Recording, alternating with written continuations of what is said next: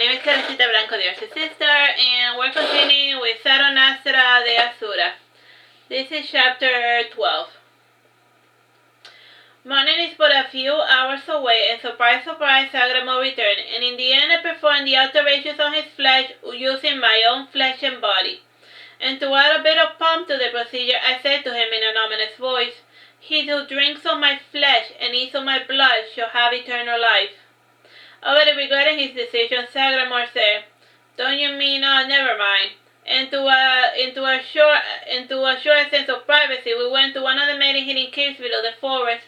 It must have been flattened by the landslide, but there were a few here and there that offered some shelter. And while traversing the forest, we saw the usual loons, hags performing their nightly rituals, elves setting up traps, goblins circling the hamlets looking for an easy meal, etc. And inside this cave were Sasha and Jura waiting for me, and Sagramor grimaced, but the twins said, "We are here to assure you that you are not trying something fishy." Jura then said to me, "The coast is clear." The twins went outside to guard the perimeter, and Sagramor sat down in one of the stone slabs that oddly resembled a bed. And the air was damp and acrid, and there were hundreds of tiny stones littering the ground, and gulping, Sagramor said, "When you said that you were going to alter my flesh, just how big of a change can you provide?" "Well, I normally frown upon plastic surgery, but since we are here, how different do you want to look? It is just the usual thing most men in city ask for, or do you want me to work on the face area?" I asked, bringing out a writing pad with paper and quill. "I want to make it so that people do not recognize me," explained Sagramor. "Just changing the face is not enough. Your mannerisms and your voice will always be a dead giveaway, at least in this town. No, you will need a drastic change if you are to stay here and not be here at the same time," I said thoughtfully. "I have already made preparations for altering my identity," said Sagramor. "And pray do tell me, why do you wish to disappear? On second thought, I do not care. You probably have been sending money to the 3 little pigs, and now the big bad wolf is coming for you or for your head," I said, chuckling. "I do not get the reference, and can you help me?" said Sagramor, exasperated. Moving along, I gave Sagramor a sketchbook of people from paintings and the real world I found him most humoring, and he lingered a bit on the drawing of a maiden without eyelashes and eyebrows, but instead he chose a person who had a more down-to-earth look, and I placed my hands upon him, and he was consumed by a deep slumber.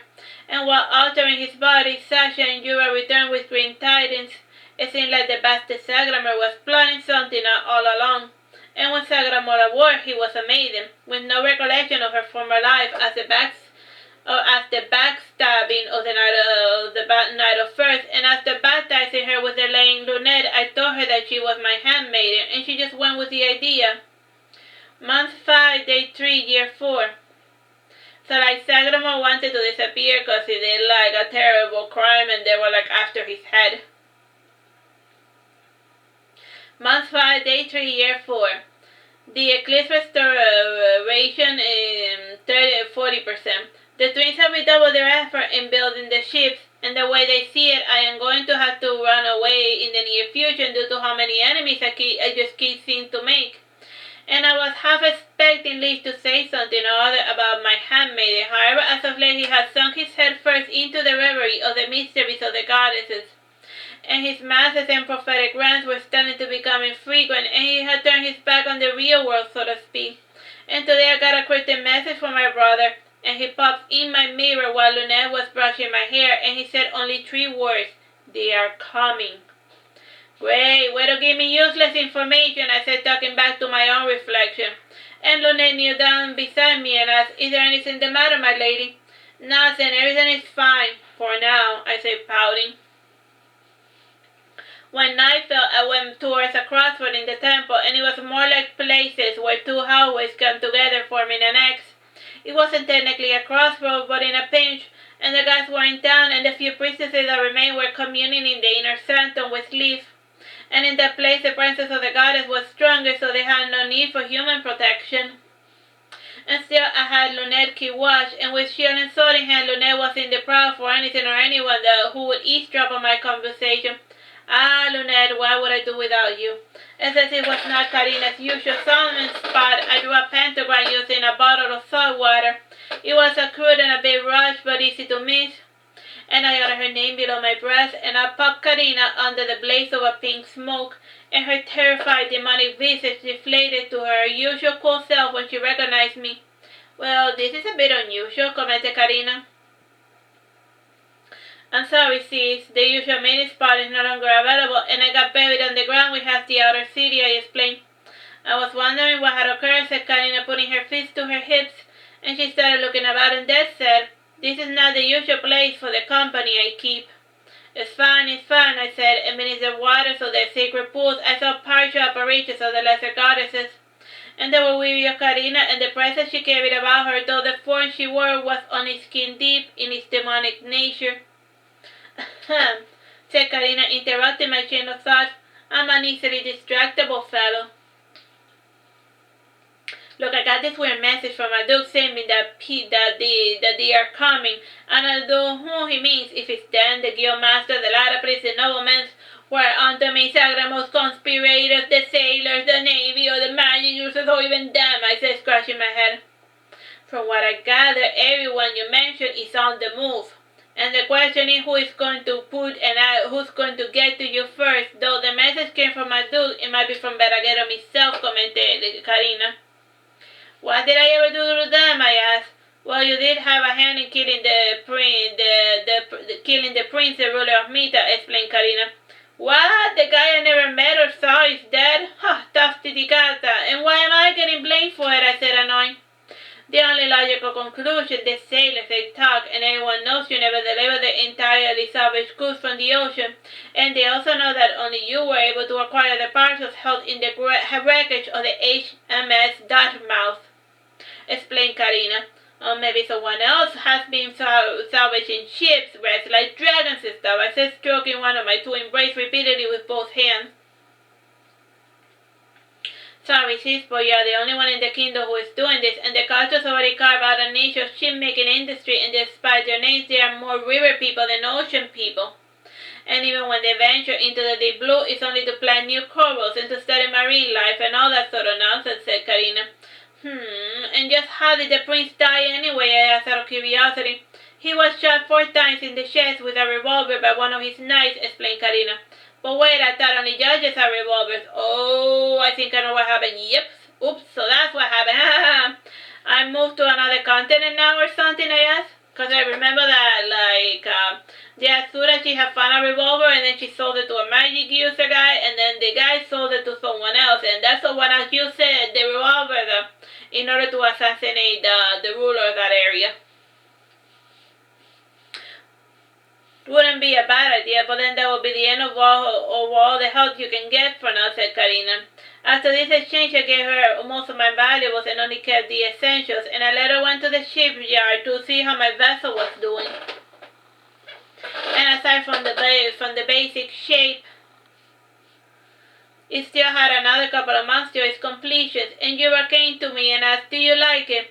It has good bones, so at least I know that it will float, I said thoughtfully. Yeah, it would have helped if you had told me what sort of ship you wanted, said Yura.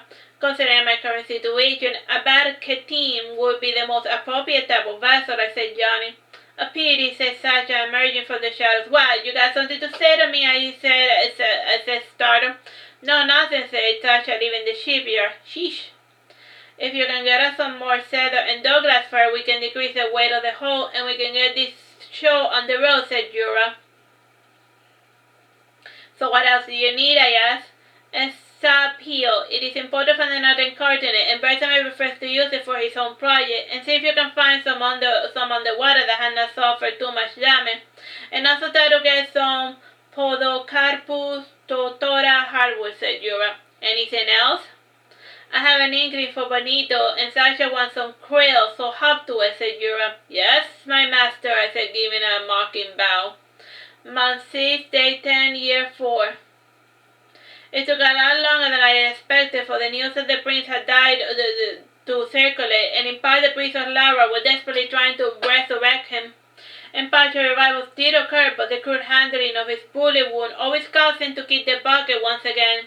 And the goddess Lara was not used to dealing with bullet wounds and did not know what to do with him, and to aid her the butchers or doctors cruelly removed the bullets, but the damage was already done. And thankfully the soul of the prince was not too keen on inhabiting a flesh so severely mangled, and he chose to pass on to the next life in spite the pleas and lamentations of those close to him. And in fact, according to Rainbow, the prince was actually released to be dead, and let someone else worry about the fate of the kingdom. And when the figurehead of Misagan, the sovereign right, fell upon his 10-year-old son, and when his mother as regent, the city had some semblance of working order, and everyone was clamoring for the heads to roll, and roll they did. However, the killing of the petty conspirators did not seem to suffice for the bloodthirsty regent. And tonight I sit here worrying about my own head. Not that these people are strong enough to decapitate me, as far as I know. Month 6, day 30, year 4. Eclipse restoration, 47%. They say that an observed computer never finishes its progress, and I guess the same thing can be said of gods. An eclipse is taking its years of time to revive, and even with all of the moons available, I suppose it takes time to get acclimated to an alien world, and the judge has finally come to Mita and has started the official procedure to have my head. And since I have become a bit of a public figure that cannot be all corrupted about the procedure, still my sentence is already decided. A bit of torture, and then to get burned at the stake. And burning women alive is the preferred form of female execution in this continent. It is a bit tame in comparison to what some men had to put up with.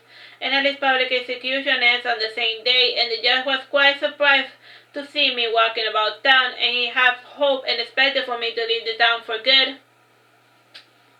The man who was to put me to death was the Judge Lemons. Lemons was a controversial figure. He was not corrupted, which was a rare thing for a figurehead and a judgelessness. And I took in on enforcing this Sunday school law of the land. The Judge Lemons believed that the law was meant to protect the people, not oppress them. And since he was at odds with the winds of the elders of Verageno, he was assigned jurisdiction over my case.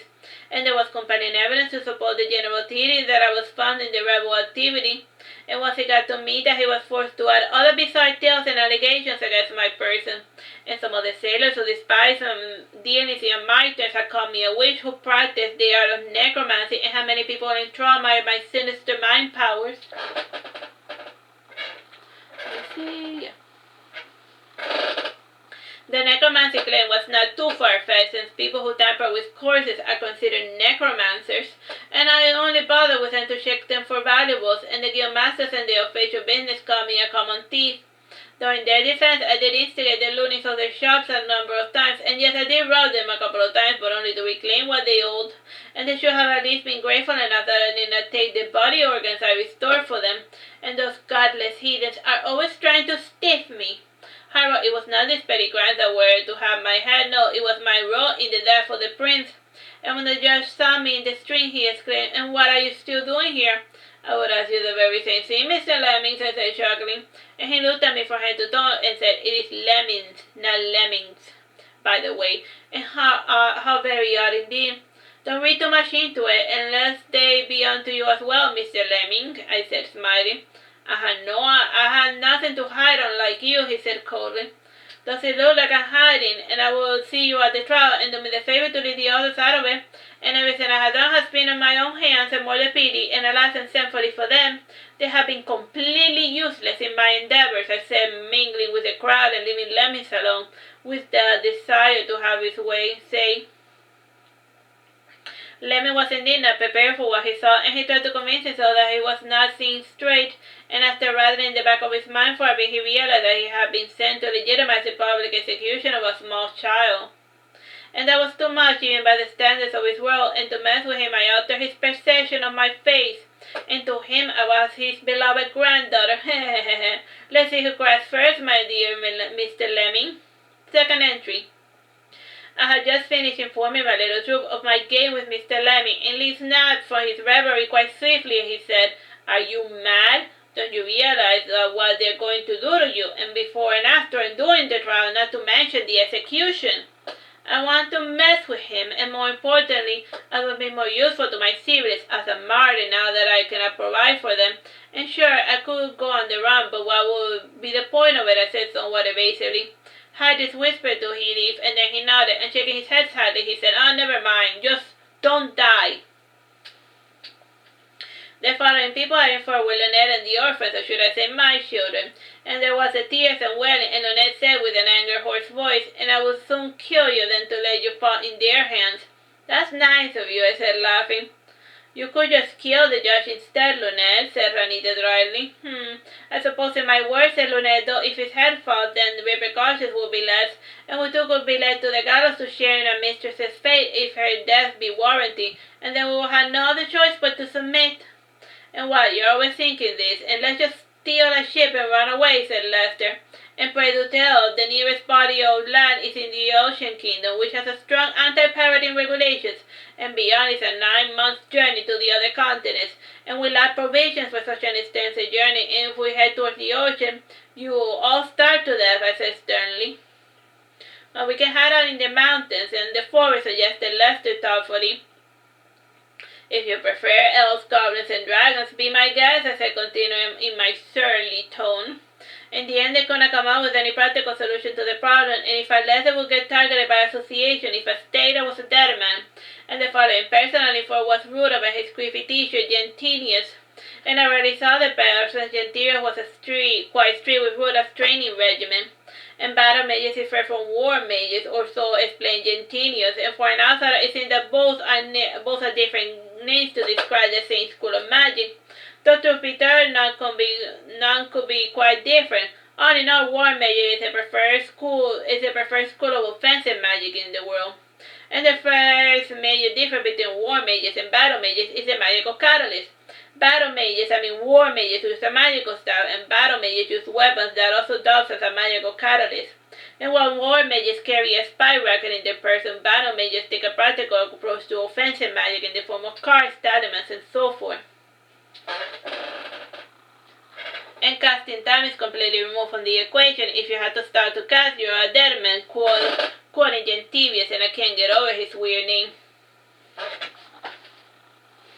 And how much do you want to bet that his true name is something silly like Timmy or Rudolph?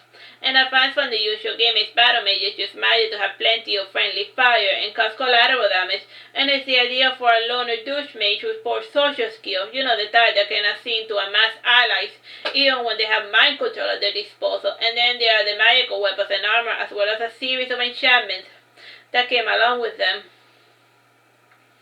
When I came to check on the pair, there was some strangeness going on, so I waited outside till Gentilius was alone.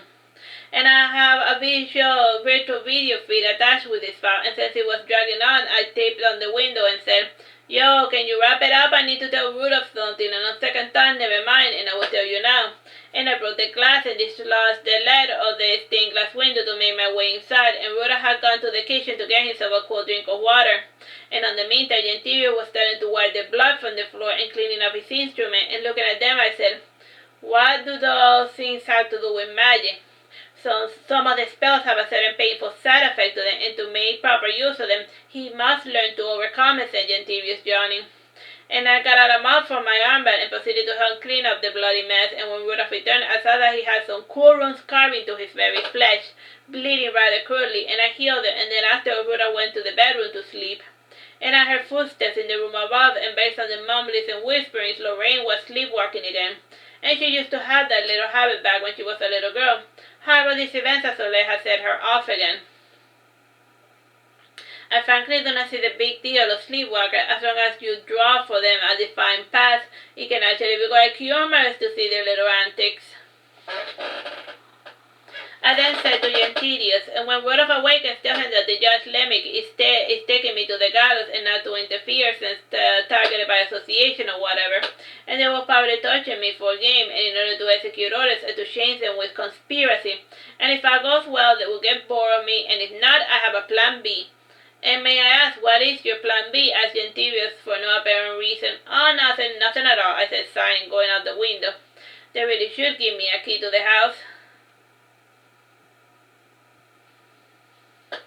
Alright, that's the end of that chapter. Bye bye and God bless.